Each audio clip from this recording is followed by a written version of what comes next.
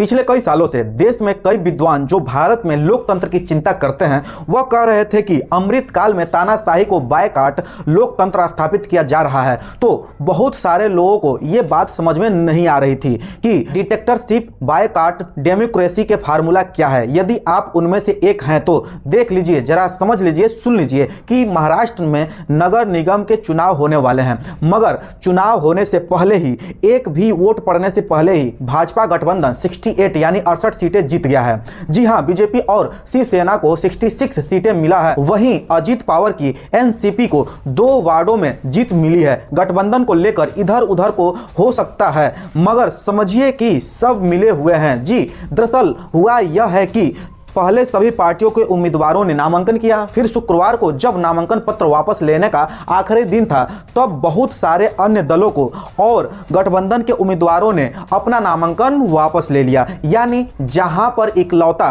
Candidate बचा BJP और उसके सहयोगी दलों का, और बिना चुनाव हुए यह लोग चुनाव जीत गए, यानी निर्विरोध जीत गए, यानी जनता ने वोट नहीं दिया फिर भी चुनाव जीत गए। पहले आंकड़े सुन लीजिए, कहानी सुन लीजिए, इसके बाद इस बीमारी से बचने का परमानेंट रास्ता भी ढूंढने का प्रयास हम लोग करेंगे। लेकिन न जाने उस पर चर्चा क्यों नहीं होती है, चुनाव आयोग इस रास्ते को क्यों नहीं देखता है और उस पर काम क्यों नहीं होता है। उद्धव ठाकरे की शिवसेना और महाराष्ट्र नवनिर्माण सेना ने भारतीय जनता पार्टी पर विपक्ष उम्मीदवारों को अपना नामांकन वापस लेने के लिए पैसे देने और धमकाने का आरोप लगाया है। यानी आरोप लगा है कि बीजेपी की सत्ता ने विपक्षियों के उम्मीदवार को या तो पैसे देकर खरीद लिया या फिर इधर उधर धमका के उनका पर्चा वापस करवा लिया।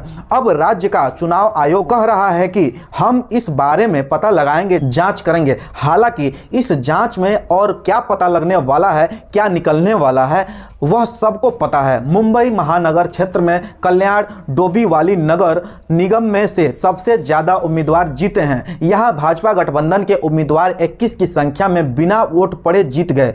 अब सवाल यह है कि जब बार बार इस तरह की घटनाएं सामने आती है, आरोप लगता है कि पैसे और गुंडाई के दम पर सत्ताधारी लोग या फिर कई बार मजबूत कैंडिडेट यानी बदमाशी में मजबूत कैंडिडेट अन्य उम्मीदवारों को डरा धमका के या खरीद कर पर्चा वापस करवा लेते हैं और निर्विरोध चुनाव जीत जाते हैं। तो फिर इस बीमारी को दूर करने का रास्ता आयोग क्यों नहीं निकालता? और ऐसा भी नहीं है कि रास्ता बहुत कठिन है। समझने वाली बात यह है कि वोटिंग के दौरान हमें नोटा का विकल्प भी मिलता है। यानी इनमें से किसी उम्मीदवार को अगर हम वोट देना नहीं चाहते तो कोई काबिल नहीं है, अगर सब नाबालिग हैं, लेकिन ये विकल्प तब मिलता है जब चुनाव होता है। परंतु यदि किसी स्थान पर सिर्फ एक ही कैंडिडेट हो तो चुनाव आयोग वोटिंग ही नहीं करवाता।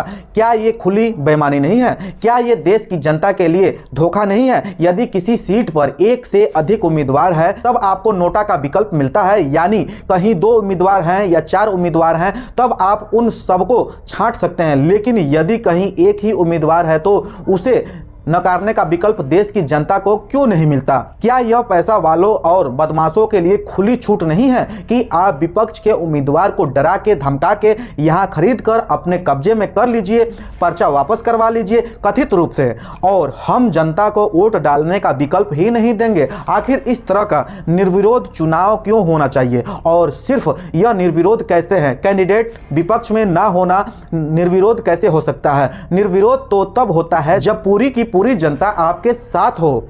जनता जब साथ देगी एक मुश्त, तब तो निर्विरोध होगा।